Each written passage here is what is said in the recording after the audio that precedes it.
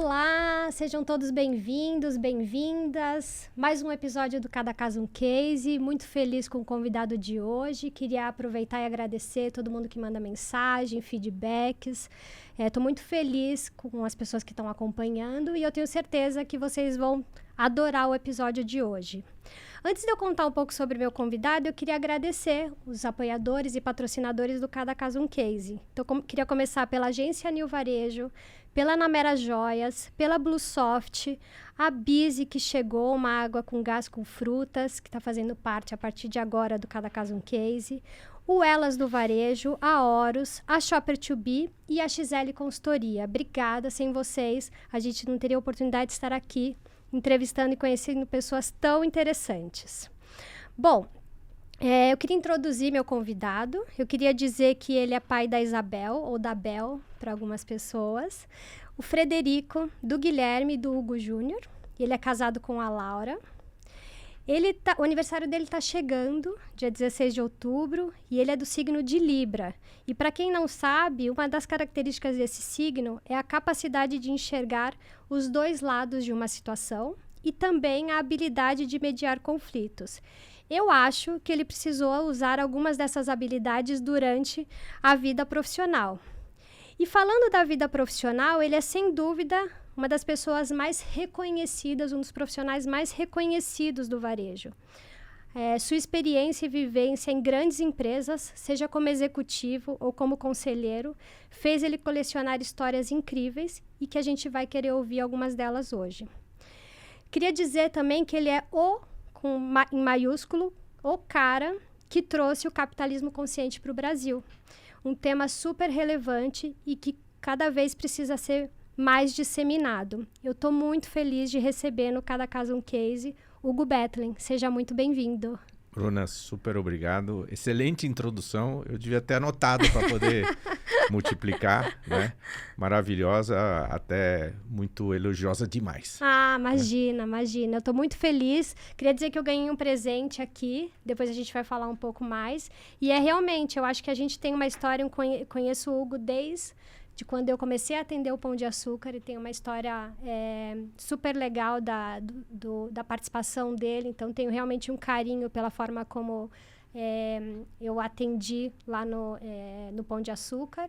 E venho acompanhando a trajetória, a gente se encontrou em outros momentos, mas quando a gente fala no mercado, realmente, essa minha descrição, acho que é a opinião de muitas pessoas. Então, estou super feliz de te receber aqui. Muito obrigado. Hugo, vamos bater um papo aqui. Eu queria conhecer da sua vida, assim, se a gente puder entender um pouco mais além do crachá, é o que eu tenho brincado. A gente conhece muito do dia a dia profissional e a gente vai falar sobre isso aqui, mas também ter a oportunidade de conhecer sobre a sua trajetória. Então, eu queria que você contasse um pouco onde você nasceu, como foi sua infância, qual é a lembrança que você tem desse momento. É muito interessante porque hoje é aniversário do meu irmão caçula. Né? Somos só nós dois do mesmo pai e da mesma mãe. Depois nós temos uma irmã mais velha do que a gente, do primeiro casamento do meu pai. E eu e ele nascemos em São Paulo, aqui na Promatre, pertinho, né?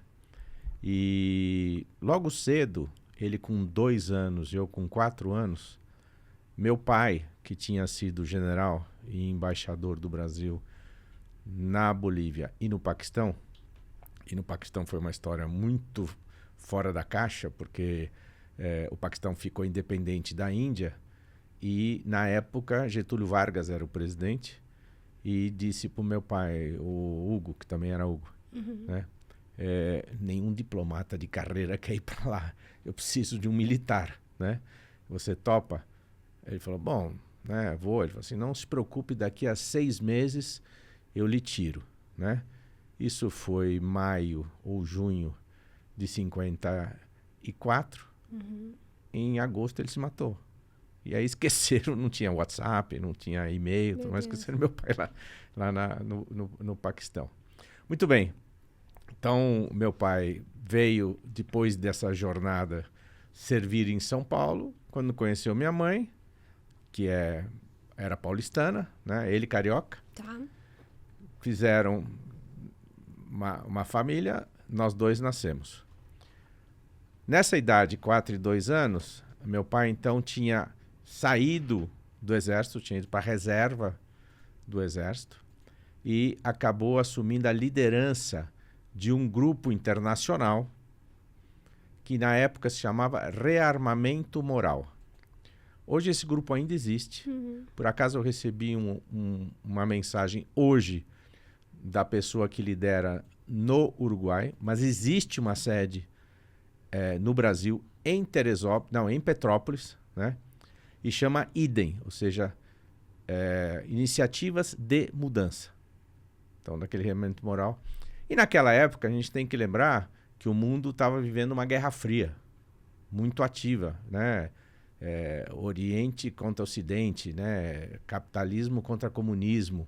Então, era uma divulgação muito grande. E eu e meu irmão acabamos indo com eles, também por um período de 4 meses, tudo mais, ficamos 4 anos para o exterior. Então fomos morar na Suíça e hoje eu postei uma das fotos do aniversário do meu irmão. Somos nós dois pequenininhos, né? Nesta viagem, nessa momento que a gente viveu na Suíça. Só que meus pais ficaram muito afastados, porque eles foram, vamos dizer assim, batalhar por essa questão de rearmamento moral, quer dizer, qual era o conceito, né? Reestruturar a moral das pessoas. Um conceito mais civilizatório, não é? E foram trabalhar na Itália, que era um país muito dividido, né? Entre socialismo e um pouco de capitalismo e tudo mais. E nós ficamos lá com não era uma babá, mas era uma cuidadora francesa, a Jeanne Azan, né? Que basicamente nos criou por 4 anos. Entre a Suíça, numa cidadezinha microscópica chamada Caux, né, que fica acima de Montreux, você sobe ou de carro ou de trenzinho. E depois mudamos para a sede americana do movimento, que ficava numa ilha no meio do lago de Michigan, Meu Deus. chamada Mackinac Island. Tanto é que em 2012 eu levei meus filhos lá para conhecerem a casa que eu morei. E é famosa a ilha, nós brasileiros conhecemos pouco, mas os americanos conhecem muito por causa das regatas muito importantes que tem lá durante o verão, mas porque quem não viu em algum lugar do passado o filme, né, que tem a história da paixão entre dois tempos, né, e que se volta para o passado. E tem uma cena muito importante de um hotel chamado Grande Hotel, que tem um terraço gigante. E nós fomos lá nesse hotel. E quando fomos rever a minha casa, hoje ela é um bed and breakfast, né? Sem o air ainda, né? Um bed and breakfast. E quando você entra na sala, tem o piano do filme e 2 manequins, ele e ela, né? Na sala, né? Então foi muito interessante. Moramos lá até 66 e voltamos pro Brasil, basicamente sem falarmos português. É isso que eu ia falar sobre o idioma. Já não lembrávamos mais de falar português. E foi muito interessante. Meus pais, então, me mandaram para uma querida prima, que era de São José do Rio Preto, na fazenda dela, né?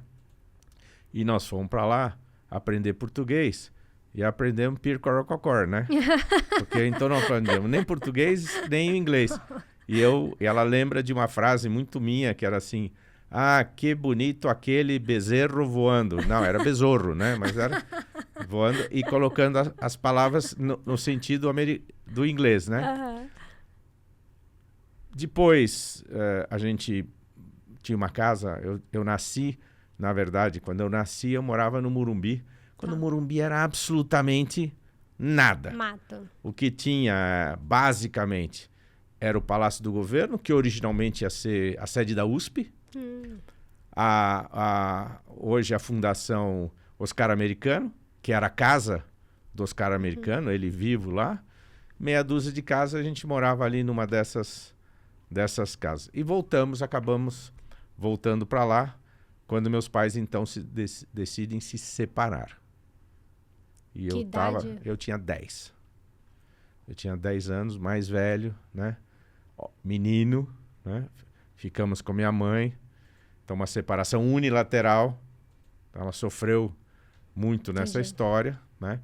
E aí a gente passou uma situação econômica e financeira muito braba, né?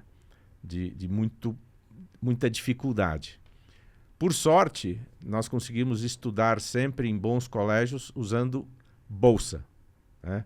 Minha avó ia batalhar, ou minha mãe ia batalhar, sei lá, a gente tinha bolsa. Então, nós estudamos em vários colégios, mas para concentrar os principais no Pio XII, quando inaugurou lá no Morumbi, e no Colégio São Bento, no centro da cidade. São Paulo. Uhum. Né? Aí vivemos lá, no São Bento eu era semi-interno, Tá. ia às 7 da manhã, voltava às 5 da tarde, de segunda a sábado. Sábado tinha aula das 7 à 1 da tarde, né? Então, quem reclama hoje de escola não sabe muito bem o que é isso. Mas a gente tinha férias longas, né? A compensação eram 3 meses no final do ano, um mês inteiro em julho, o que era muito bom, né? E a gente seguiu nessa vida, até que o momento eu falei, eu preciso trabalhar. Preciso começar a trabalhar para ganhar dinheiro. Tive a felicidade de começar a trabalhar apenas com 16, 17 anos, não tão muito jovem, o que não me atrapalhou meus estudos. E logo cedo, com 17 anos, meu pai me apresentou então ao presidente e dono do antigo frigorífico Wilson, que era a Comabra, que depois foi comprada pela Sadia, lá em Osasco. E eu fui fazer um estágio. Aí no primeiro dia que eu chego para fazer esse estágio, o seu... como é que ele chamava? Alberto, era o filho. Ele disse, o Senociaim, ele disse o seguinte, tem uma boa e uma má notícia para você. Eu falei, Senociaim, qual que é?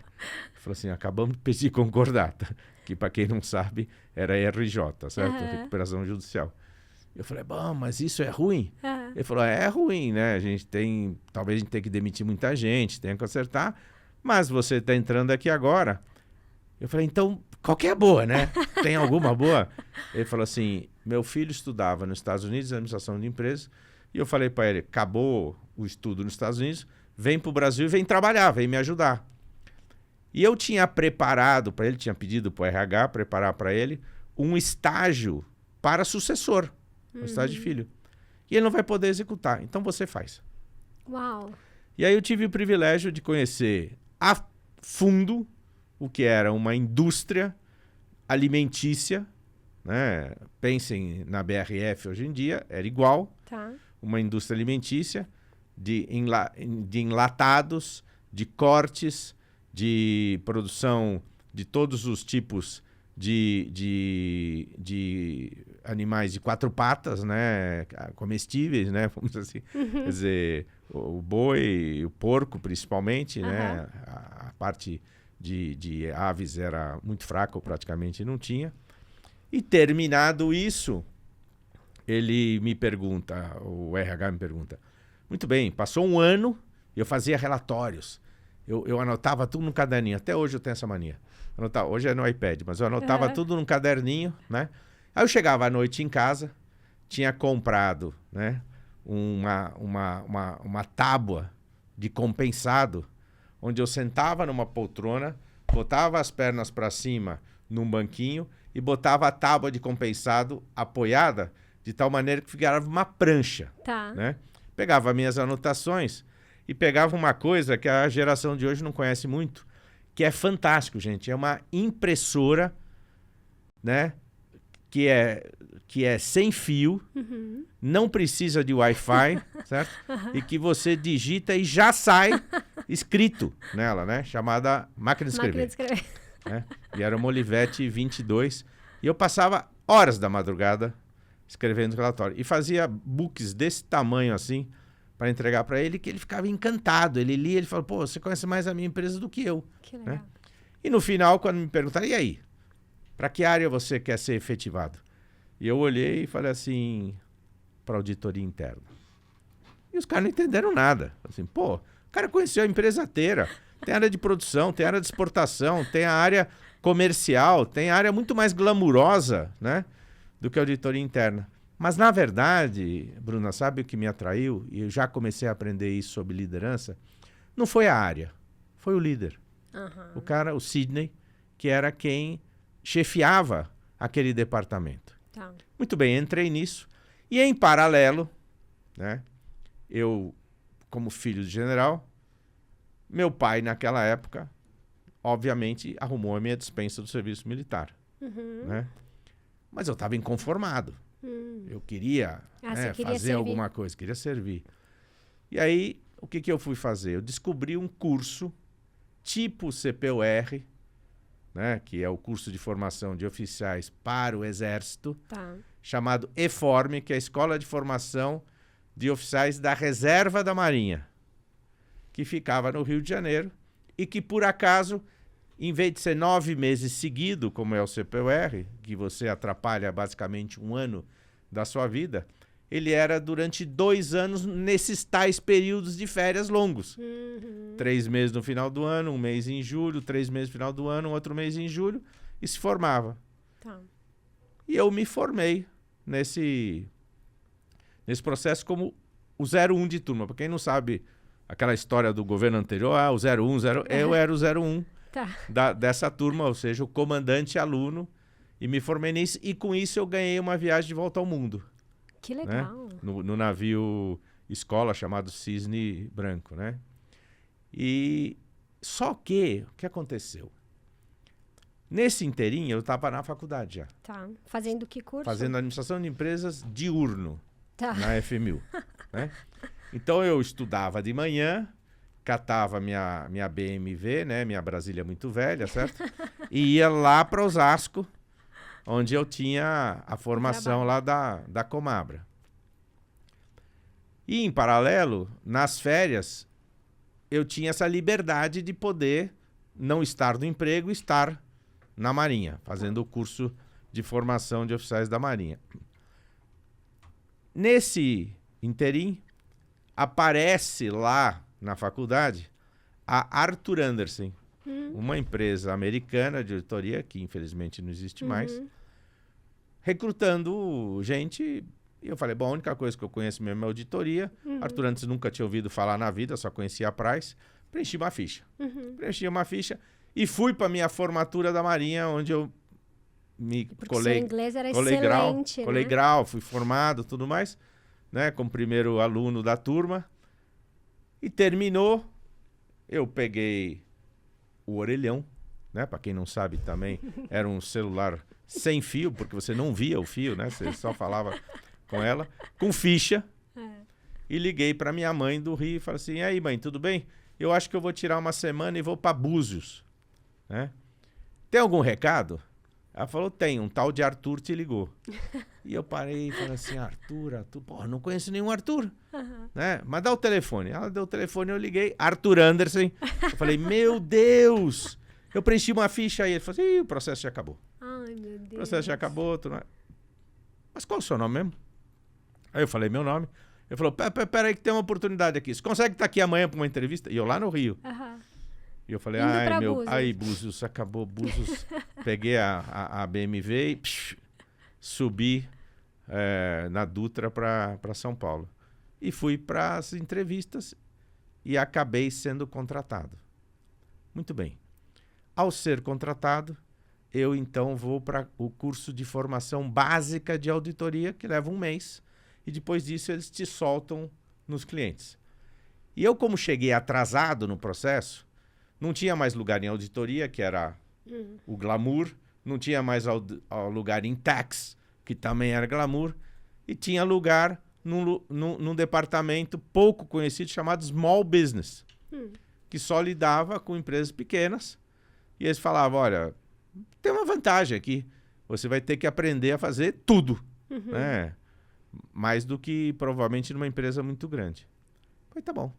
Terminado o tal do curso, então me alocaram ao meu primeiro cliente de small business, chamado Carrefour, que tinha 4 lojas no Brasil naquela época. Entendi. E eu fui para lá e durante 5 anos trabalhei pela Arthur Andersen ajudando na nacionalização de todos os processos. Gente, quando eu falo de processo daquela época, não tem nada de computador, tá? Todos os processos de localização do sistema francês para o sistema brasileiro. E em 84 eu recebo o convite para ir para o Carrefour. Tá. Vou para o Carrefour. Como gerente contábil, as lojas eram descentralizadas. Então, você é gerente contábil na Barra da Tijuca, no Rio. Eles abriram loja ou eles compraram lojas aqui? Então, vamos lá. Essa é uma boa questão. Naquela época, era difícil você conhecer o que hoje é muito comum, que é M&A. Tá? Não tinha. Basicamente, se faziam expansões orgânicas. E o Carrefour, sempre muito conservador, e até porque estava entrando no Brasil, fazia uma loja por ano. Tá. Uma loja por ano. E aí ele comprou o seu Deforré, um dos fundadores, que veio tocar o Brasil logo no começo, apaixonado pelo país, foi levado, né, por algum imobiliário para ver um terreno na Barra da Tijuca, que era o fim do mundo, onde podia imaginar fazer uma loja. E ali ia ser o primeiro Carrefour do Brasil. Com data para inaugurar em janeiro de 76. Muito bem. No meio do caminho, um projeto que não deu certo, ou aparentemente não deu certo, era a loja da Marginal Pinheiros, em São Paulo, que ficava muito ermo. Gente, você não sabe como era longe de tudo em São Paulo aquilo. E a Marginal do lado direito, que hoje passa na frente do antigo Extra, tudo mais, não existia. Entendi. Era mão inglesa, ali na frente do Carrefour Anchieta. Perdão, do Carrefour Pinheiros. Então, eles compraram essa loja. E, na época, a loja foi oferecida por Pão de Açúcar, Casas da Banha, Disco, as grandes redes que existiam na época. Ninguém se interessou. Então, ele foi lá e pagou $5 milhões, a gente lembra dessa história, $5 milhões, porteira fechada. E nós perguntamos para ele, Sr. Deforré, por que porteira fechada? Ele falou assim, porque eu estou chegando num país que eu não conheço. E eu não estou comprando a loja, nem o ponto. Eu estou comprando o conhecimento das pessoas e as condições comerciais com os fornecedores. Perfeito. E foi assim que nasceu o projeto. Depois disso, inaugurou Brasília e Campinas. Quando eu entrei, tinha acabado de inaugurar Tietê, Marginal Tietê. Muito bem, ficamos lá esse tempo. Em 84, eu fui ser gerente contábil dessa loja. Começo de 85, eu fui promovido a controller, né? E em novembro de 86, o CEO me chamou e falou assim, tem uma boa notícia e uma má notícia. Eu falei, puxa vida. De novo? Eu falei assim, a má notícia é que a pessoa que te trouxe, que era o CFO, pediu a conta. E a boa notícia é que você vai assumir como CFO. Eu tinha 28 anos de idade. Uau. Do Carrefour. E foi aí que eu absolutamente entrei de cabeça para aprender francês, porque tinha que explicar que 1% de inflação ao dia não era 365% de inflação ao ano. Né? E aí começou minha vida de varejista. Eu tinha entrado na Arthur Andersen porque eu queria ser sócio de auditoria. Tá. Fui fazer, depois de administração, fui fazer ciências contábeis para poder assinar balanço. Até hoje eu pago o CRC e nunca assinei nada, né? Porque achava que era legal, que era importante. E finalmente, quando eu me deparo, eu sou picado, né, pelo mosquito do varejo. E de lá para cá são 45 anos, né, basicamente trabalhando com o varejo e outras empresas. Não sei se você quer mais. Não, contou super. Achei que...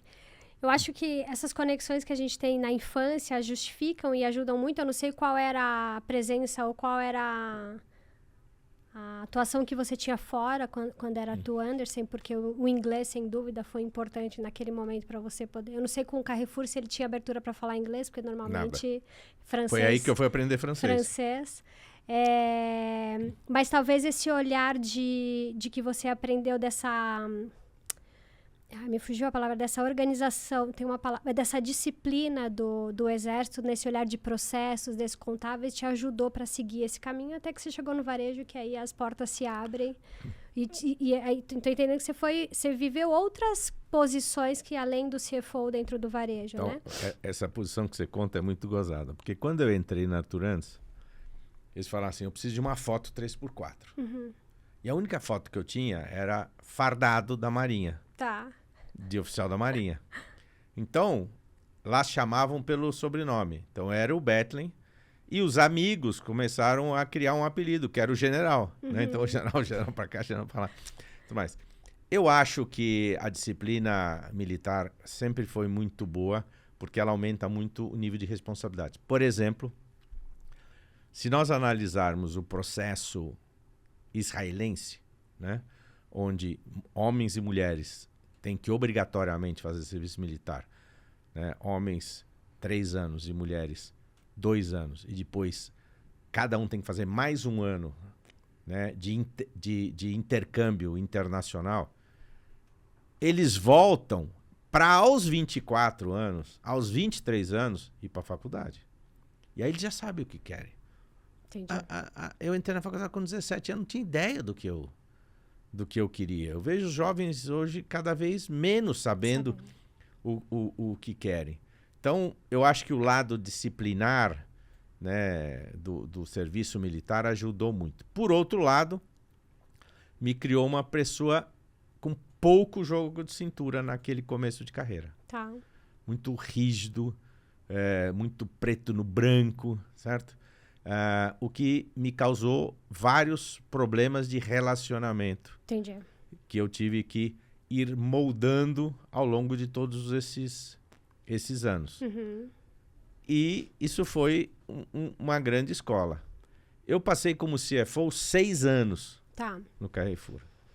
No ano que o Carrefour ultrapassa o Pão de Açúcar pela primeira vez, é 91, eu sou, então, eleito pelo Instituto Brasileiro de Executivos Financeiros o executivo financeiro do ano. E que ganhou um prêmio que, na época, tenho ele em casa até hoje o prêmio é esse, chama o equilibrista. Que é um cara, assim, equilibrando em cima de uma moeda. Tá. Porque era hiperinflação, todos os planos econômicos a gente passou. Foi um desafio homérico conviver com isso. Terminado esse prêmio, ganhado esse prêmio, o Brasil estava se abrindo para as privatizações. E começaram a chegar as primeiras privatizações de telecom no Brasil. Tá. Eu comecei a ser assediado, né? Para ir e tudo mais, etc. E naquele momento eu tive que tomar uma decisão. Ou ia ser varejista, ou ia aproveitar meus 15 segundos de fama, certo? Como CFO, e sair do mercado. Tá. Eu falei, não, eu sou varejista, eu vou ficar aqui no varejo, tudo mais. E aí o CEO da época, que já era outro, eu falei, eu quero ir para operações, quero ser diretor regional, né, de operações. Quero o caminho normal para depois ser o CEO, né? Ele falou, você quer ir para operações? Tá bom, então você vai ter que administrar, vai ter que gerir uma loja. Eu falei, mas eu conheço, auditei, depois, como CFO, andei um monte de lojas. Falei, não. Você tem que ir lá para aprender mercadoria, como eles falam, la marchandise. Você tem que aprender mercadoria. E aí eu desci um nível, saí do comitê executivo para ser diretor de loja. E fui ser diretor de loja no ano que o Hugo nasceu, né? O Hugo Júnior nasceu. Então isso há 32 anos atrás. Do Carrefour Anchieta. Que era um monstro. Tinha, assim, 60 lojas na galeria comercial. Tinha 11 mil metros quadrados. Na época não tinha scanners, então tinha 85 checkouts. Tinha 680 funcionários. Era uma empresa. Nossa. E eu fui ser lá. Eu passei 2 anos. Mas vou te dizer que se o objetivo era aprender mercadoria, eu devo ter aprendido porque eu voltei como vice-presidente de mercadorias. Tá. Mas o que eu mais aprendi, que ninguém tinha me dito que eu ia aprender, e foi o mais valioso, que a partir daí começou a mudar a minha vida, foi sobre pessoas. Colaboradores e clientes. Colaboradores de um nível completamente diferente daqueles que você encontrava na matriz. Que é um local de privilegiados. Que na época a gente não trabalhava aos domingos, mas era de segunda a sábado direto. Então uma época é diferente, eles não têm necessidade. E aí teve um lance muito interessante. Eu tinha os aniversários. O aniversário do Carrefour está sendo agora, setembro. Então, foi quando inaugurou lá Pinheiros. O ano que vem faz 50 anos o Carrefour no Brasil, né? Então, eu estava nessa loja e eu usava muito o microfone da loja nos falando para motivar a equipe. Né? Como é que eu vou falar com 600 pessoas? Sim. O jeito era pegar o microfone e falar. E lancei um desafio que se no sábado do aniversário a gente batesse o recorde nacional de vendas, e a Anchieta era a quinta ou sexta loja, batesse o recorde nacional de vendas, a gente daria um prêmio para as operadoras de caixa. Por quê? Porque não tinha scanner, era o modelo que a gente chamava de ventilação por sessão, cor, número, era coisa de louco para a gente calcular a margem teórica. E eu acho que a gente deve ter recebido, sei lá, 25 mil pessoas num dia, e a gente bateu o recorde. Eu não podia dar um prêmio em dinheiro, tinha que ser alguma coisa, né, que simbolizasse. E veio uma comitiva na minha sala dizer, olha, já escolhemos o prêmio que nós queremos. Eu falei, pois não, então me digam o que é. Assim, uma tarde no Play Center.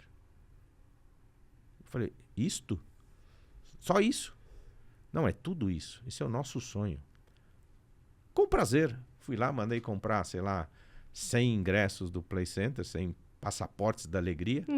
Dei para cada uma.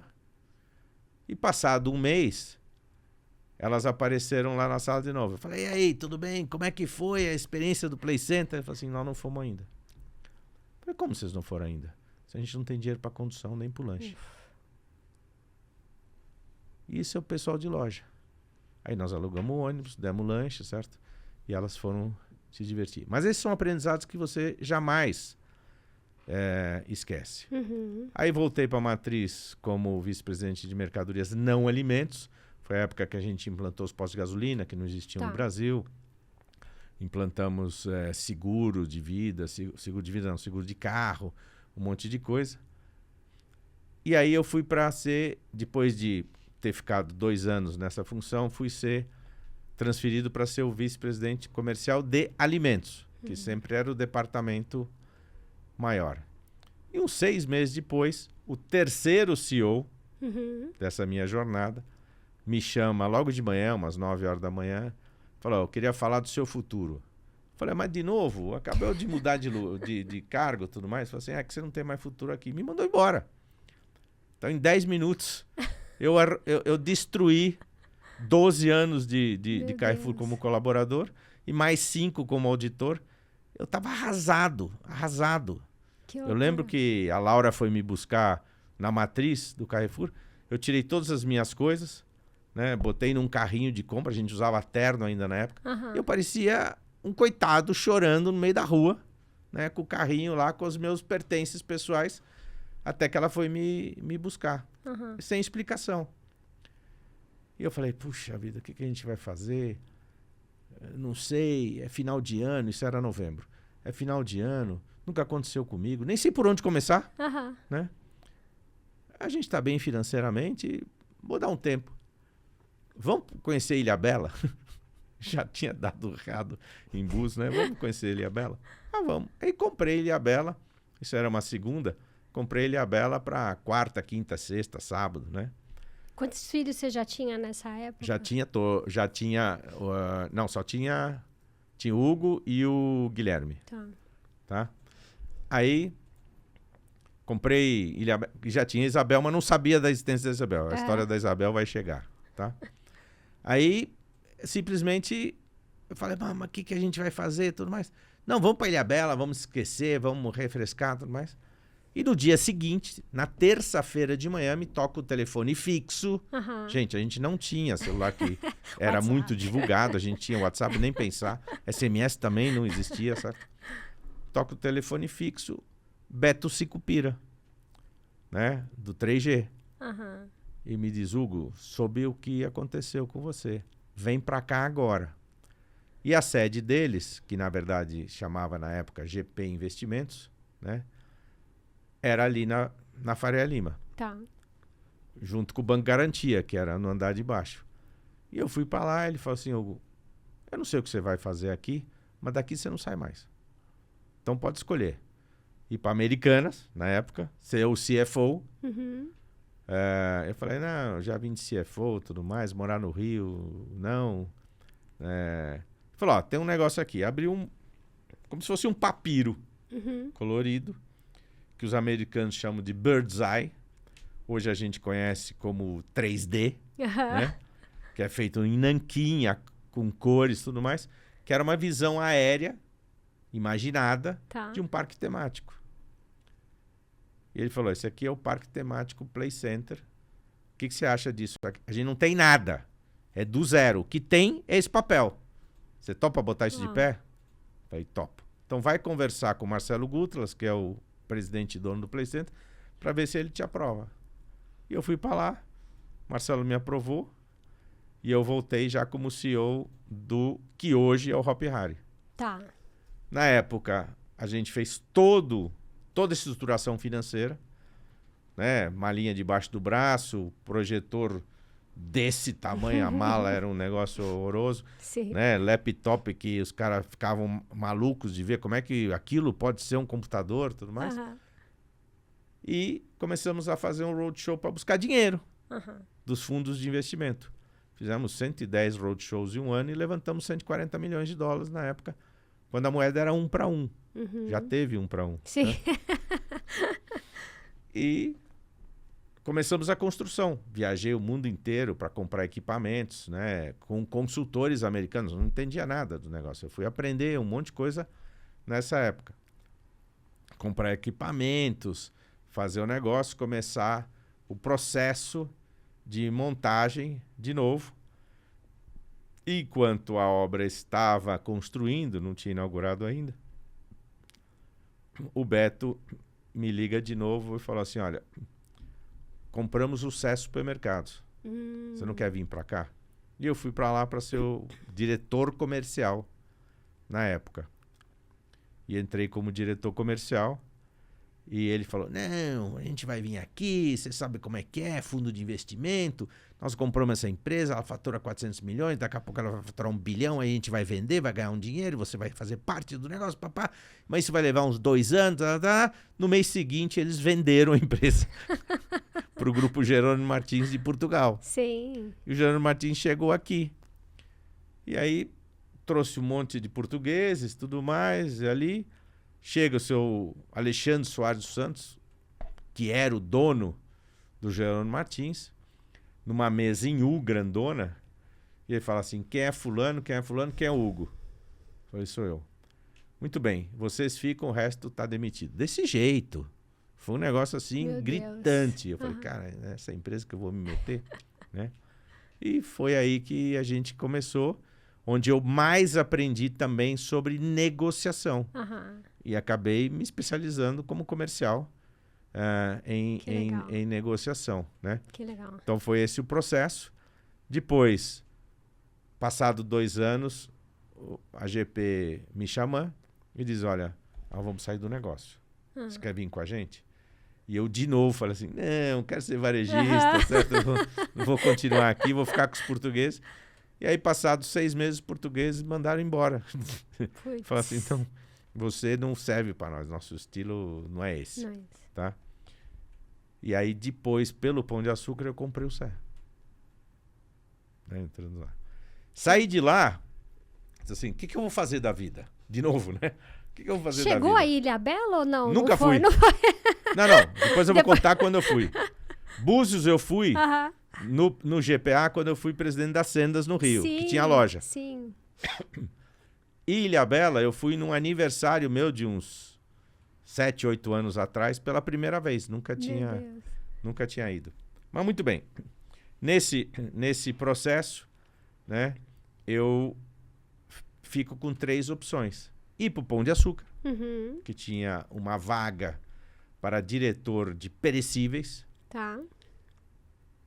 Ir para ser CEO da Carulla. A Carulla era o Pão de Açúcar da Colômbia, Tá. padrão Pão de Açúcar da Colômbia, administrado também por um fundo de investimentos. E aí, eu chego para minha mulher e falo, olha, tem esse processo, é maravilhoso, tem uma super oportunidade na Colômbia, né? Eles vão pagar tudo, pagam para nós morarmos lá, para fazer, para viajar. Ela falou, não, eu tenho 3 filhos pequenos agora, né? Meus pais estão vivos. Se você quiser ir, você vai. Em 1999, as Farc estavam lá em cima. Uhum. Ela falou assim, ó, você vai ter que mandar a gente embora, não vai? Falei, provavelmente. Então, quando mandarem o seu corpo no caixão, você fala para onde que você quer o destino que eu dei. Ai, meu Deus. E acho que foi um tanto assim, quanto ardiloso, né? Essa argumentação para eu não ir. Né? E eu não fui. E aparece, então, por meio de um colega meu que tinha trabalhado comigo no Carrefour, eu conheço o Dimitros Markakis, que tinha sido dono do Candia. E tinha vendido o Candia pro grupo Sonai, português também. Uhum. E estava com uma ideia louca de comprar uma empresa de material de construção, o varejo de material de construção, que tinha 2 lojas familiares, chamava Dicico. Uma no Ipiranga, outra em Santa Amaro. E eu conheço ele não me conhecia. A gente se apaixonou mutuamente. E ele falou, vem ser meu diretor comercial aqui. Tá. E a gente implantou um monte de coisa. Mas a vida foi muito dura. Era difícil, trabalhava pra caramba, ganhava pouco. E eu disse não pro Pão de Açúcar. Uhum. Passado 2 anos... Mas comparativamente à área comercial, muito mais difícil a relação com os fornecedores. Muito. E aí a gente cometeu um grande erro. Né? Hoje a gente trata isso como uma brincadeira. Mas o Dimitros tinha um discurso que a gente usou com os fornecedores, que diz assim, varejo alimentar e varejo de material de construção são irmãos gêmeos siameses. Cara, eles nem se conheciam. Né? Não é parente nem de 5º grau. É um mundo completamente diferente. Eu fui aprender um monte de coisas diferentes em material de construção que não tem nada a ver com o varejo alimentar. Sim. Né? E nesse processo, passado 2 anos, eu estava realmente sofrendo, apesar de admirar ele profundamente, até hoje tem uma amizade muito grande, apareceu a oportunidade de ir para o Pão de Açúcar na mesma vaga que eu tinha recusado. A Headhunter me disse, olha, a pessoa que entrou não deu certo. Você não quer vir? Eu falei, cavalo selado não passa 2 vezes. Vamos montar nesse cavalo. E fui. E entrei como diretor de perecíveis. Lembro que quem me entrevistou foi o Abílio, mesmo, certo? E aí a gente começou com negociação, tudo mais, etc. E ele estava assim, possesso, porque ele tinha comprado Nagumo na época. E ele falou assim, você sabe, a gente comprou o Nagumo, olha o tamanho do Pão de Açúcar. Aí a gente chegou lá e descobriu que eles têm condições de compra melhores que a nossa. Eu falei, pode acontecer, Abílio, né? Falei, o que você acha disso? Falei, aí eu usei um termo um tanto quanto forte, né? Eu não vou deixar aqui no seu podcast. Mas eu disse para ele assim, Abílio, usando outra palavra, você sabe que existe traído de todo tipo de jeito. Existe o calmo e o bravo. Que você vai ser traído, você vai ser traído. Mas a gente tem que ser o traído bravo. Aí ele falou, tá contratado. Muito bom. E aí... Na época tinha a bandeira Pão de Açúcar, tinha já a bandeira Pão de Açúcar, o Extra e o Barateiro. O Barateiro já tá? tinha. E ainda tinha o Superbox. Tá. Tinha uma loja Superbox eu lembro. ali em Santo Amaro. Tá. No shopping lá. Tá. No SP Market, né? Entendi. E tava mudando para Extra. Você era perecíveis tudo? Eu era perecíveis tudo, né? E eu tinha 5 diretores debaixo de mim. Né? Açougue, FLV, PAS, não lembro mais, tinha mais outros aí. Tá. Né? Padaria, né? E confeitaria. E eu entrei dia 12 de março. Dia 1º de abril, e não é dia da mentira, eles estavam fazendo um projeto gigante com a McKinsey. E o tal projeto McKinsey tombou para ser praticado no dia 1º de abril. Não era uma mentira, era um sábado. Eu lembro que a gente foi para lá. E simplesmente o meu cargo desapareceu. Tiraram um layer e eu sumi. Então eu tinha... Meu Deus. A única opção era assumir um lugar como par de um dos 5 diretores que eram meus subordinados. E a vida foi assim. Eu fui assumir frutas, legumes e verduras. E na época, tinha muita coisa que faltava. Com toda a experiência. Super desafiador. Super desafiador. Que faltava. E foi onde eu aprendi muito também. A ponto que depois eu fui para ser diretor de mercearia. Que era muito forte. E nessa época que eu fiz, eu peguei toda a metodologia que eu tinha desenvolvido lá no CE, depois aplicado na Dicico. E criei um negócio que ficou muito famoso, chamado Jeito CBD de Negociar. Tal do projeto Águia, tudo mais. O vice-presidente era o Fázio, Luiz Fázio.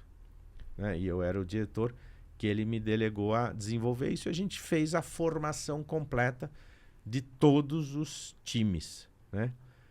No meio do percurso, a gente teve a oportunidade de comprar o Bom Preço. E o Abílio me designou para ir visitar as lojas. Então, montei um pequeno time, nós fomos conhecer as lojas do Brasil inteiro. E no final, eu conhecia mais lojas do Bom Preço que do Pão de Açúcar. Mas perdemos. É isso que eu ia falar. Perdemos para a Hold na época. Né?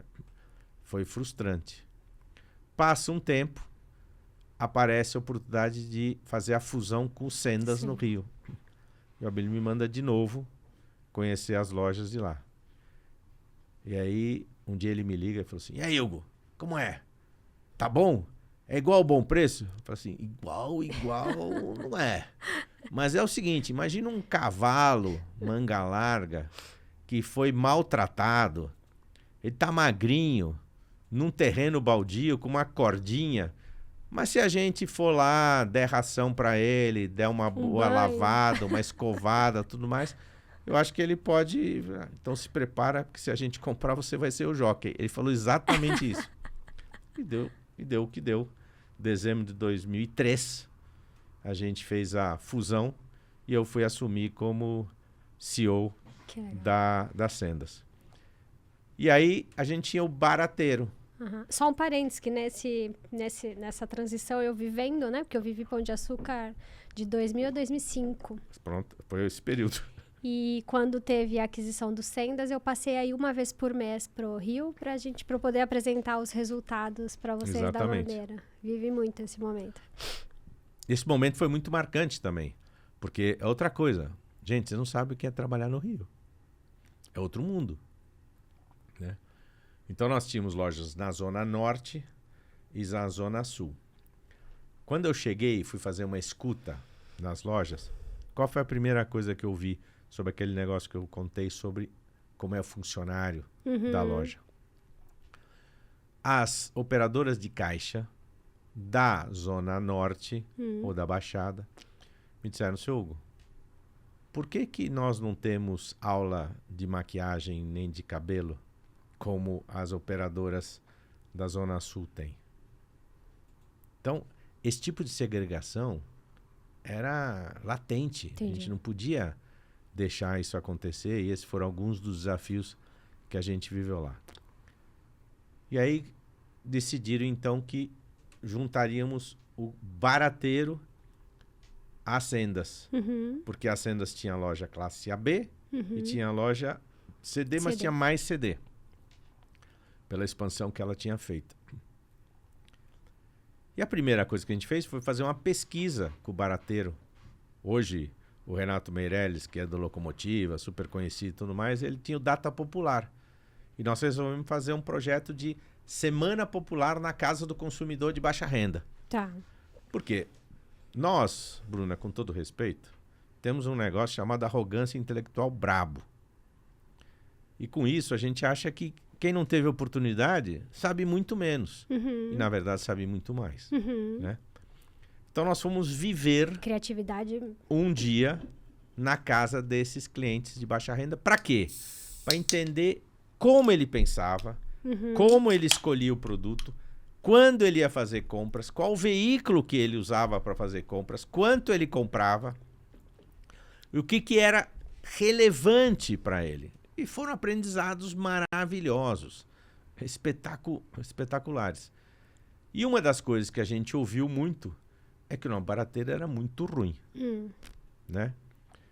Então, e aí não existem coincidências, existem sincronicidades.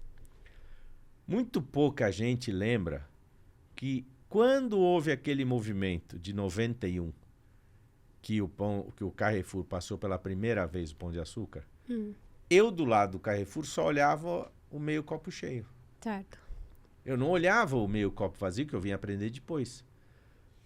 Em 89, o Pão de Açúcar quase quebrou. O Abílio teve que tomar uma decisão muito dura. Fecharam 250 lojas e mandaram 25 mil pessoas embora. E nesse fechamento, não dava para sobreviver com os estados do Nordeste. Tá. Se decidiu ficar só com o Ceará, porque o Tasso Gereissati era sócio também das lojas e ele ia cuidar daquilo mais ou menos. Isso. E a gente tinha lojas excelentes em Recife. Mas não dava para ficar. Então o que a gente resolveu fazer? Franquear. E franqueamos por uma pessoa que teve que mudar o nome e mudou o nome para Compre Bem. Não sabia disso. 10 anos depois, né? 10 anos depois, estava o contrato de franquia vencido e a gente podia renovar ou cancelar. A gente decidiu cancelar, reassumir as lojas e aí tinha o nome Compre Bem. Então, enquanto o barateiro era muito depreciativo, Compre Bem era transformar, levar para aquela consumidora, né, o orgulho de comprar bem. Perfeito. E aí fizemos uma ação comercial incrível de mudança, de comunicação, de mensagem para a consumidora, de reforma das lojas, né? Porque é o seguinte, pobre gosta de luxo, quem gosta de miséria intelectual, Joãozinho 30 já dizia. E a gente tem que aprender esse tipo de coisa. Isso. Então a gente tinha que dar alguma coisa que orgulhasse as pessoas irem na loja, mas que não as afastasse, não falasse assim, puta, vou ter que botar minha roupa de missa. Né? Não, eu posso ir do jeito que eu tô, mas eu tenho orgulho da loja que eu vou fazer. E foi uma experiência incrível, né? Das duas bandeiras jogando juntos. E você falando do Compre Bem, agora me lembrei do quanto nessa época, e se você, eu vejo você muito crítico a algumas coisas atuais, do quanto tinha clareza sobre os posicionamentos, né? O quanto você tinha clareza sobre o que você tinha como entregar como valor de marca, de comunicação. Então, o que o Compre Bem tinha como marca, o Pão de Açúcar, o Extra, tinha uma clareza aí nesses diferentes formatos, né? E é interessante, aí vem uma outra coisa da escuta do consumidor de baixa renda. A gente fez a aplicação da Semana Popular em São Paulo e falamos, consumidor de baixa renda é consumidor de baixa renda em qualquer lugar. E fomos para o Rio e descobrimos que não era. Que os valores que a mulher paulistana ou paulista dava são diferentes dos valores que a mulher carioca, né, ou fluminense dava. Tá. E fomos executar de novo isso lá. E aí fomos na casa de uma consumidora fã do... Lembrando que no Rio a gente tinha comprado uma rede chamada ABC, que tinha na Serra e nos Lagos. E ela ficou sendo ABC Barateiro. Tá. Depois ela virou ABC Compre Bem. Mas enquanto era Barateiro, as marcas eram Barateiro. As marcas próprias eram Barateiro. As marcas próprias das Sendas eram Sendas. As marcas próprias do Extra eram Extra. A marca própria do Pão de Açúcar era Pão de Açúcar, né? Tinha em todos os níveis diferentes e tudo mais. E aí fomos numa casa de uma cliente apaixonada, compradora fiel, fomos fazer compras com ela, voltamos e eu viro para ela e pergunto assim: puxa, a senhora é tão fã do ABC Barateiro, mas eu vi que a senhora não comprou nenhum produto de marca própria. Ele falou assim: meu amigo, eu já sou pobre, você quer que eu compre um produto chamado Barateiro, bota em cima da mesa e chama a vizinhança inteira para ver que eu sou mais pobre ainda? E aquilo deu um clique na gente. A gente falou: cara, a gente tem que mudar isso. E nasce a marca Qualitá, que está aí até hoje. Elevando a qualidade, nivelando. Então o Compre Bem vem para dizer isso. Não é que você vai num lugar barato, é que você toma a iniciativa de comprar bem. Comprar bem é inteligência, comprar bem é racionalidade, comprar bem é proximidade, comprar bem é frescor, comprar bem é atendimento. E aí a gente desenvolve toda essa nova comunicação nas bandeiras. Chega 2008, eu tento convencer o Abílio que ele não queria de jeito nenhum investir em lojas de proximidade. Ele achava que ia ter que ter milhares para poder dar algum dinheiro e tudo mais. Até que um dia a gente levou, na época, ele para ver umas lojas do dia, em Moema, Vila Nova Conceição, Vila Olímpia. Eu falei: cara, isso não é loja de pobre, é loja de classe média alta e uma loja com sortimento limitado, menor, e eu acho que cabe as lojas de conveniência. E o Casino era muito forte, sempre foi muito forte em lojas de conveniência. Ele tem um modelo chamado Petit Casino, ele é associado ao grupo Spar, que tem lojas em vários países da Europa, e no caso a master franquia do Spar na França era do Casino. Tinha um grupo, uma loja pequenininha para interior chamado Vival, né? Tá. Que era um tipo de uma franquia. E a gente foi lá aprender. Só que o modelo francês não era o modelo que combinava com o cliente brasileiro. Então nós fomos para a Inglaterra, fomos para o Japão, para ver qual que era o modelo que combinava, e montamos o que na época foi um mock-up real de uma loja do Extra Perto. Tá? Em 2008. Trabalhamos, fizemos os testes e tudo mais, e decidimos então lançar o modelo em 10 lojas ao mesmo tempo. E lançamos o modelo em 10 lojas ao mesmo tempo. Nesse interim, já era outro CEO também, né? Eu sou chamado para ver se eu não queria assumir o Extra Bandeira, né? Hipermercado. E aí eu já estava com o Compre Bem, com as Sendas, e aí assumi o Extra. Então eu abri mão das Sendas, Tá. fiquei com o Compre Bem e com o Extra Brasil e o modelo de conveniência, né? Que era o Extra Perto, que depois, quando a gente começou a transformar algumas lojas do Compre Bem em Extra Supermercado, a gente roubou o nome de Extra Perto para o supermercado e transformou as lojas de conveniência em Extra Fácil. Tá? E hoje elas migraram para Mini Mercado Extra. Né? Ou para Mercado Extra, né? Que hoje tem também. Então esses foram os desafios. E aí muda de presidente de novo. Muda de CEO de novo. E nessa mudança de CEO, eu saio de operações e me põe como vice-presidente de Supply Chain, de TI, de Central de Serviços Compartilhados, da agência de publicidade, e eu sempre levei sustentabilidade junto, mas de uma forma pouco formalizada. E aí eu decidi formalizar. Foi a época que a gente trocou todo o RP da companhia, a gente trocou todo o sistema de logística da companhia, e aí trocou de presidente de novo. E o último presidente me diz: olha, vem cá, eu queria que você fizesse uma coisa que eu não gosto muito de fazer, que é representar a companhia, falar com o investidor, falar com o analista, falar com o governo, falar com o consumidor, falar com o fornecedor, né?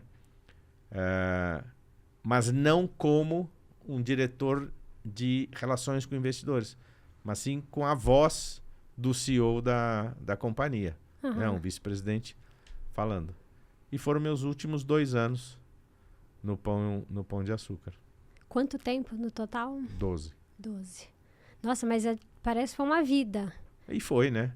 Porque foi um momento de muita aquisição, né? De muita mudança, foi muita intensidade. Né? Exato. O Pão de Açúcar foi muito intenso. E é durante esse período que eu conheço o capitalismo consciente. Me conta, como foi? Essa é uma outra folclore. 2004, eu já nas Sendas, mas com a mesa na sala compartilhada de São Paulo, o Abílio tinha conhecido o Jim Collins, né? Talvez o maior guru de administração do mundo, que escreveu vários livros, mas o mais famoso era Good to Great, né? Que era uma pesquisa que ele tinha desenvolvido de 11 varejistas americanos, então era muito limitada, não tinha nenhuma relevância estatística, né? E que trazia os cases, né? Eram os cases dessas empresas, né? E ele disse, pegou um exemplar do livro, botou na mesa de cada vice-presidente e falou assim: eu não quero que a empresa seja good, Pão de Açúcar tem que ser great, né? E acho que a gente fez muito para que isso fosse uma verdade. Chega 2008, vem a crise do subprime no exterior, principalmente nos Estados Unidos. E 2 das 11 empresas great dele quebram. Circuit City e Fannie Mae. E a gente fala, cara, tem alguma coisa faltando aqui. Como é que a empresa great só tinha 11 no mundo, 2 quebram, é quase 20%. Né? E a gente vai descobrir o porquê, a gente vai fuçar o porquê. E descobre que em nenhum momento, nenhum dos indicadores sobre a questão de ser um case tinha a ver com pessoas. Todos os indicadores eram exclusivamente financeiros. Tá? E aí, a gente começa a procurar outra coisa. E a Silvia Leão, né, que era a nossa VP de gente, começa a procurar, então, uma outra referência. E encontra o livro do Raj Sisodia, que é o cofundador do Capitalismo Consciente, junto com outros 2 pesquisadores, que em inglês chamava Firms of Endearment. E na primeira tradução para o português chamava O Segredo das Empresas Mais Queridas. Lá tinha uma pesquisa um pouco mais ampla do que a do Jim Collins, com 26 empresas. Entrava algumas europeias e algumas asiáticas. Mas ainda não tinha embasamento científico, nem estatístico para isso. Mas mostrava e comparava 2 momentos. Antes da crise do subprime e pós-crise do subprime, as empresas Standard & Poor's, as 500, as 11 lá do Good to Great, e as 26 do Firms of Endearment. E mostrava assim os resultados de uma maneira vertiginosamente do Firms of Endearment, mantendo resiliência muito forte durante a crise e explodindo depois da crise. Tá. E tentamos trazer o Raj.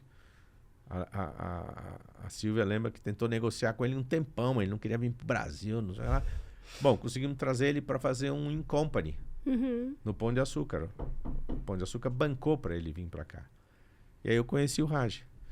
E a gente começou a conversar tudo mais. Isso era 2011. Tá.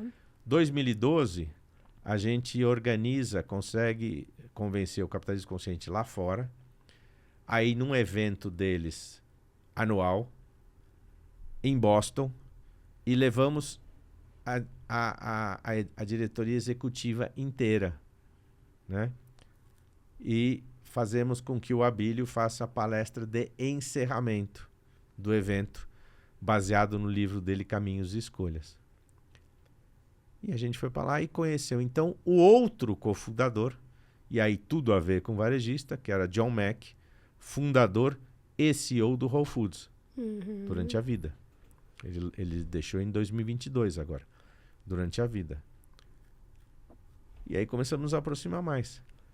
Em 2012, né, começo em 2011, aquela tentativa de fusão entre o Carrefour e o Pão de Açúcar dá errado. A gente fica muito exposto a uma situação de mal entendido, né? E a coisa vem degringolando na relação com o Casino, com o Abílio, Pão de Açúcar, tudo mais, até que dia 1 de setembro vencia uma opção do Abílio vender ou não uma golden share que ele tinha, que era o que dava o controle para ele, mesmo ele não tendo o controle acionário. Ele tinha 50%, o Casino tinha 50%, então era um empate, mas ele tinha essa golden share que dava o controle. E ele poderia, então, ficar como presidente do conselho vitalício enquanto a gente desse resultado. E ele falou, não, quero me liberar, quero ser livre. Tanto é que em 2013 ele sai também do Pão de Açúcar.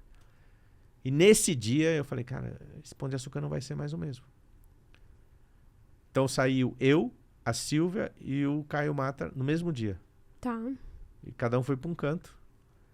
E eu, em 2013, encontro um grupo que chamava Rede de Líderes Conscientes. E eu falo, gente, por que a gente vai criar mais um grupo no Brasil com um nome que não tem nada a ver de sinergia? Vocês conhecem o Capitalismo Consciente? Ah, um conhecia, outro não conhecia. Então vamos lá. Tem um evento deles, do CEO Summit, em setembro, em Austin, porque é conhecido pelo SXSW, mas é também a cidade do Whole Foods. Tá. E era onde morava o John Mack, então toda a reunião anual era lá.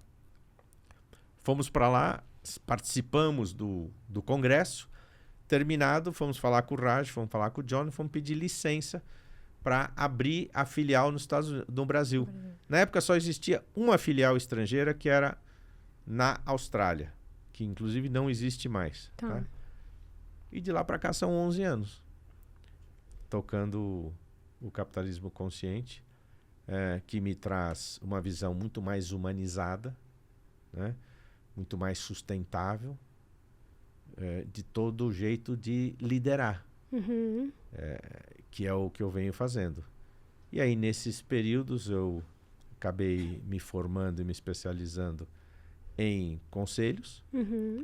Assumi alguns conselhos ao longo do período. Hoje eu estou sem nenhum. Só estou com os conselhos pro bono. Né? Assumi e também passei como advisor. Voltei à minha origem, né, de consultor lá atrás. Sim. Né? Fui 2 anos da Accenture para varejo, depois fui, durante a pandemia, de uma outra consultoria menorzinha, mas muito eficiente, chamado Simon Kucher, alemã, certo? E a gente fez vários projetos muito legais. E agora, em fevereiro, eu acabei me juntando a Álvares e Marçal, né? Como Senior Advisor para varejo, que é o que eu amo fazer. Eu costumo dizer que eu não estou mais executivo, mas que varejista é que nem gambá. A gente pode perder o pelo, mas não perde o cheiro. Maravilhoso. Eu queria aproveitar, primeiro agradecer o presente e compartilhar aqui, porque acho que vale uma leitura que é para poder divulgar, né? Acho que todos os executivos, acho que o varejo no geral, mas indústria também, enfim, o mercado de bens de consumo, acho que é algo que a gente precisa fomentar, né? Esse olhar, esse cuidado. Tô vendo aqui que o prefácio é do Abílio, é isso? É isso. Esse foi único. O que é importante aí? Uma pessoa que muita gente que vai ouvir o nosso podcast conhece, que é a Fátima Merlin. A Fátima, na pandemia, me falou, Hugo, nós estamos montando um compêndio de 8 livros sobre me lembro disso. Varejo, chamado Varejo em Foco. A Cidinha Fonseca também escreveu um livro sobre pessoas, ela escreveu sobre gestão de categoria e tudo mais, e me convidou, e eu falei, sempre quis escrever um livro. Já plantei muitas árvores, tenho 4 filhos, então acho que já estava na hora de escrever um livro. Já escrevi muito prefácio, já escrevi muito texto, mas não tinha escrito um livro. Eu falei, meu Deus, que desafios, o que eu vou escrever? Né? E aí me veio o estalo do seguinte, puxa, que tal a gente provocar os varejistas sobre a estratégia, sobre a ótica do capitalismo consciente? Como é que eu trato isso? E o capitalismo consciente tem 4 pilares básicos. A empresa tem que ter um propósito maior, que responda por que ela existe. Tem que ter uma interdependência de todos os stakeholders. Tem que ter cultura e valores para perpetuar o negócio. E, claro, um líder consciente que cuida das pessoas para as pessoas cuidarem da empresa. Eu resolvi pegar chamado a interdependência dos stakeholders. E no mapa de stakeholders eu fiz um capítulo para cada stakeholder. Tá. Muita gente diz que o cliente é o primeiro e mais importante stakeholder de um varejo. E eu digo que ele é o segundo, porque o primeiro é o colaborador. Tem um livro chamado Crowning the Customer, de um outro varejista irlandês já falecido, chamado Fergal Quinn, que ele diz o seguinte: trate o seu cliente como rei, porque é ele que paga as suas contas. Mas trate o seu colaborador como cliente, porque é ele que trata o seu cliente. Perfeito. Então eu começo pelo cliente, pelo colaborador, vou para o cliente, vou para o fornecedor, vou para a cadeia de suprimentos, vou para os interlocutores, vou para a sociedade. E assim a gente faz 10 capítulos aí nesse livro. Com isso tem depoimentos de pessoas que eu pedi, né? Marcelo Silva, que foi Bom Preço, que foi Magazine Luiza, hoje é vice-presidente do conselho de lá. Tem do Rony Meisler, que foi CEO da Reserva, né, até agora, e que foi nosso presidente do Capitalismo Consciente em 2017. E o meu filho Guilherme, que é o artista, eu peço para ele criar uma capa. Que legal. Né, e eles criam uma capa de que é: nunca saia de casa só levando o cérebro. Perfeito. Sempre leva o coração de mão dada. Que legal. Muito legal, Hugo. E super atual, super necessária essa importância de falar de cliente, mas também falar de colaborador. Tem sido desafiador essas questões de atendimento, e passa por isso, por esse cuidado, por esse olhar com o colaborador. Não é só colocar lá e contratar, né? Tem um olhar de entender mesmo a pessoa, de entender os desafios que tem. Acho que isso é uma virada de jogo importante que alguns varejos precisam ter. E mais do que isso, hoje nós estamos falando muito de ESG. E o S, ele tem que cuidar primeiro da sua gente, para depois fazer filantropia. Tá? Cuide primeiro do seu colaborador. Verifique se ele tem uma remuneração digna que sustente ele e seus entes queridos o mês inteiro. Quantas horas ele perde no transporte coletivo para vir trabalhar. Como é que ele é reconhecido pela empresa nesse processo. Qual é o plano de carreira que ele tem. E mais do que isso, não podemos deixar de falar de diversidade. Tá? As empresas estão ainda muito longe de uma diversidade verdadeira, de uma equidade de raça, de orientação sexual, tá? De PCD. E uma igualdade de gênero. Perfeito. Tá? Em qualquer nível. Tá? Porque a questão de mulheres na diretoria já sai do S, vai para o G da governança. Então as empresas precisam fazer, né, decisões afirmativas. Eu quero aqui essa posição e vou trabalhar para isso, para ter quem for necessário. Perfeito. E se a gente não tem essa diversidade na nossa pirâmide corporativa, a gente não está representando a população brasileira, que tem esta diversidade na sua pirâmide socioeconômica. E sempre o diverso vai trocar, vai aprender e vai construir melhor do que aquele que só pensa de um jeito. Perfeito. Muito bom.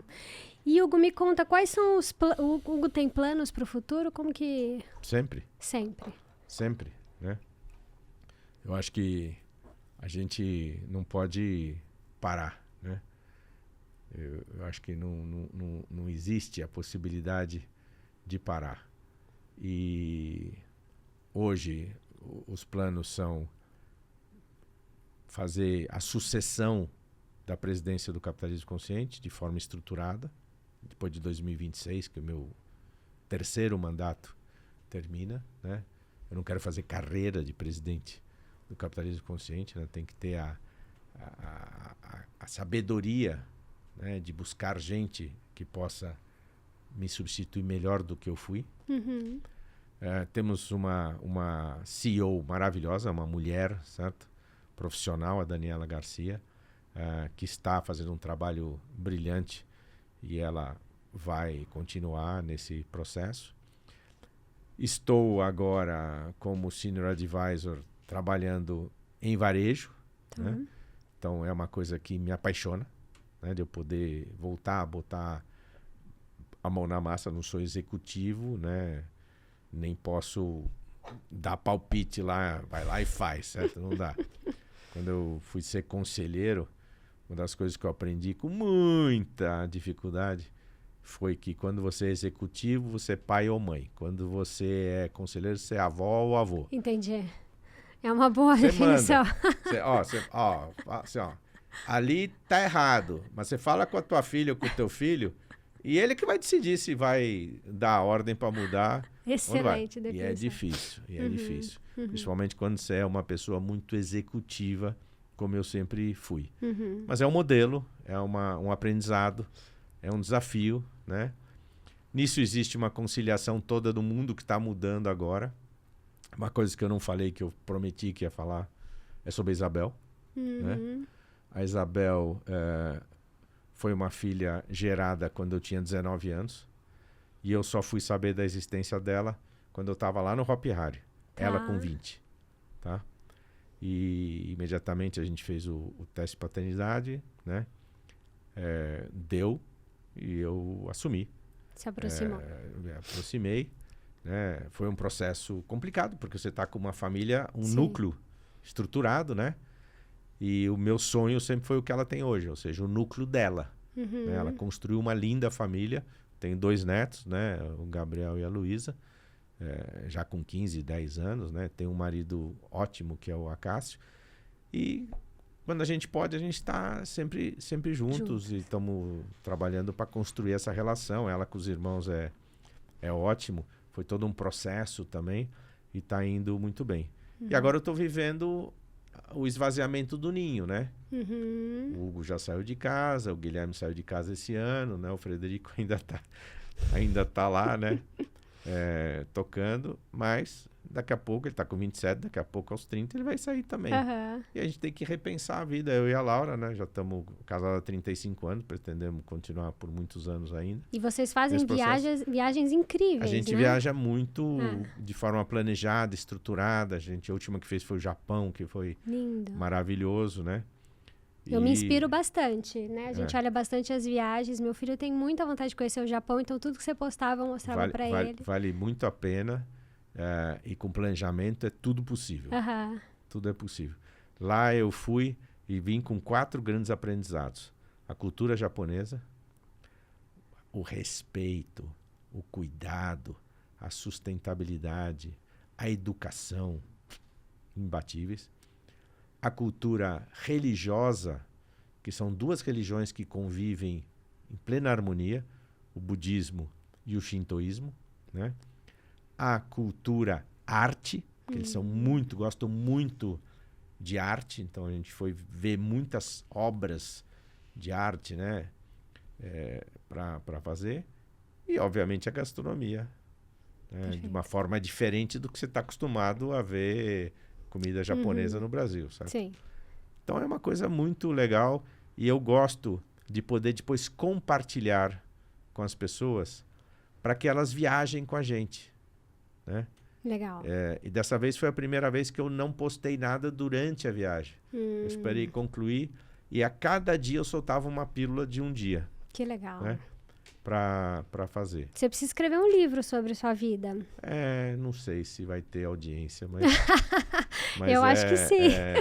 Pode ser um próximo desafio. Legal. Você sabe que para escrever esse eu fiquei pensando, será que eu contrato um ghostwriter?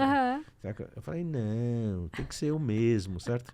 Então vamos escrever. Pode ser que tenha interesse, mas falta um tempo. Quem ainda. sabe esse olhar executivo e esse olhar de viagem dessas culturas que você, né?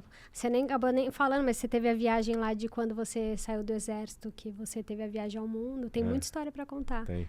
Eu compraria. Muito obrigado. Pelo menos vou vender um. Né? Muito bom. Tem uma piadinha, já que a gente tá falando antiga, de Juca Chaves, né? Que já falecido, saudoso, e que ele encontrou uma moça na rua e ela falou assim: li seu livro. Ele falou assim: ah, foste tu. Então, já sei que é você a leitora. Hugo, deixa eu te fazer eu sempre faço uma pergunta aqui que eu acho que eu gosto de entender um pouco dessa referência das pessoas e tem sido marcante aí as respostas. Quem que você, se eu tivesse a oportunidade de lhe dar 10 minutos para você estar com alguma pessoa, seja para conhecer, para ouvir, para contar algo, enfim, quem que você escolheria para estar? Algumas pessoas que eu gostaria de ter uma possibilidade de uma conversa. Barack Obama.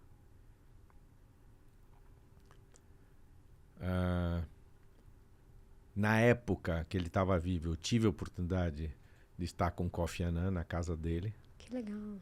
Né? Na época que ele criou lá.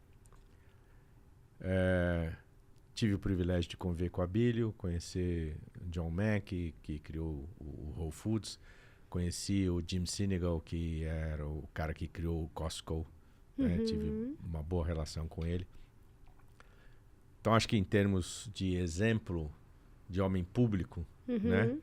Eu pensaria em Barack Obama. Claro que a Michelle também, ela tem umas sacadas incríveis, né? Então, do lado feminino, né? Bill Gates. Quem não quer ter um papinho com Bill Gates, né? Uma conversa sobre futuro, tudo mais. Né? E basicamente tem isso. Eu acho que hoje em dia acho que a gente está sem muita referência de exemplos ou ídolos brasileiros, né? Conheci, mas não convivi, né, com Ayrton Senna. Vi agora ontem a série que eu recomendo para todo mundo de Guga Purkurten, né? Que é fantástica, é um cara maravilhoso também, admirável, né? E basicamente são isso, eu acho, é isso. Eu acho que tem muitas mulheres incríveis para conhecer. Eu sempre aprendi muito com as mulheres. Eu sempre tive muito mais diretoras trabalhando comigo do que diretores, né? E que sempre me trouxeram algo que os homens não têm coragem de assumir no negócio, que é o cuidar e amar. E que a gente sente falta. A gente precisa, né, juntar. Tem um dos livros do Capitalismo Consciente chamado Liderança Shakti, que é o equilíbrio do masculino com o feminino, que não tem nada a ver em ter mais homens ou mais mulheres. Tem a ver com eu e você termos as características maduras. Eu do feminino e você do masculino. Perfeito. E não as características infantilizadas. Perfeito. Né? Então, se a gente tem essas características maduras, a gente consegue efetivamente evoluir como líder, mas principalmente como ser humano, como cidadão. Né? Sabendo que a gente tem que cuidar de onde nós estamos. Né? A gente está vivendo essa mudança climática absurda. Sim. Né? Foram anos de destruição. Em 250 anos a gente conseguiu destruir mais que em 4 bilhões de anos, né? Mas o problema, infelizmente, ainda está na apatia, no egoísmo, certo? E na arrogância, né? De várias lideranças que acham que a famosa história do pirão primeiro meu, certo? Total. Isso não Perfeito. dá muito para continuar. Perfeito. Hugo, eu queria te agradecer. Adorei a conversa. Não sei se eu não te perguntei algo, se você não queria contar algo que você não falou, se você gostou da conversa. Foi uma delícia para mim, pelo menos. Acho que muitas das coisas que você falou, a gente ou eu vivi ou acompanhei de longe, então foi uma delícia te escutar. Obrigada aí pela... Que nem quando você vai visitar um país, uma cidade, e depois você vê um filme dela. Né? Você fala assim, eu já tive ali, então tem uma certa familiaridade. Sim. Eu não sei se foi uma conversa ou se eu falei muito. Não, imagina. Mas espero que seja agradável, né, de assistir e de ouvir. Sim, sem e dúvida. de saber que eu olho para trás, tenho muito, muito orgulho do que eu construí. Mas olho para frente e me sinto um estagiário. Com tantas coisas pela frente que a gente ainda tem que aprender. Que legal. Não, eu acho que foi na medida. Eu acho que você falar e contar significa que você está feliz, confortável de estar aqui. Eu sou só a pessoa que te dou essa oportunidade, esse palco de contar a história e ainda reforço. Me dá canequinha. Me dá canequinha. Me dá bebida da Bizi, me dá uma aguinha, certo? Me dá esse ambiente e essa conversa muito agradável. Foi incrível. Você sabe, eu, de novo, repito, sou sua fã. Desde a época do Pão de Açúcar que eu tive a oportunidade de conviver com você. E você sempre foi um executivo muito atencioso, muito respeitoso, né, que valorizava muito o trabalho que a gente fazia. E te trazer aqui, eu acho que é realmente um ciclo importante para a minha vida profissional e pessoal. Então, super agradecida e feliz por te receber. Muito obrigado. Espero que os nossos... Acho que é telespectadores, né? Porque é um podcast, videocast, né? Gostem da conversa. Se não gostar, escreve no meu LinkedIn lá. Tá certo. Eu queria agradecer. Eu acho que o papo... Eu falei para vocês que ia ser incrível. Reforço que eu acho que precisa de um livro para... Acho que tem muita história para contar. E é isso. Mandem mensagem. Espero que vocês gostem. Compartilhem aí opiniões e compartilhem o vídeo com as pessoas que vocês gostam e acho que é interessante também ouvir a história. Muito obrigada e até a próxima. Muito obrigado, Bruna. E até, quem sabe, uma próxima também. Certo? É isso. Obrigada.